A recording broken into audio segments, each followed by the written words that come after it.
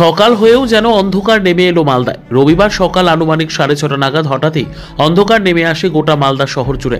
শুরু হয় মেঘের গর্জন। এরপরে আবহাওয়া দফতরের পূর্বাভাস অনুযায়ী শুরু হয় মুষলধারে বৃষ্টি। প্রায় 1 ঘন্টার উপরে মুষলধারে বৃষ্টি হয় মালদা, ইংরেজবাজার সহ একাধিক ব্লকে। Bureau report, news for Bengal.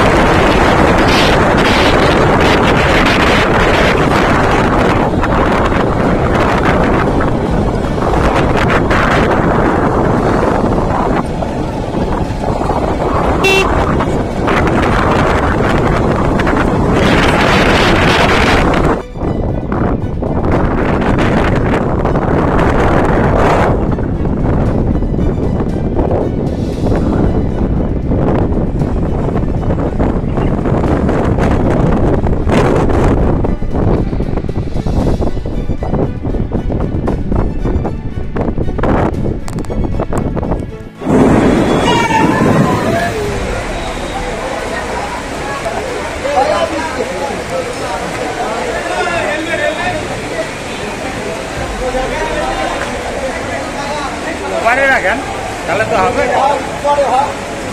গাড়ি নিয়ে ঢুকে যাবে।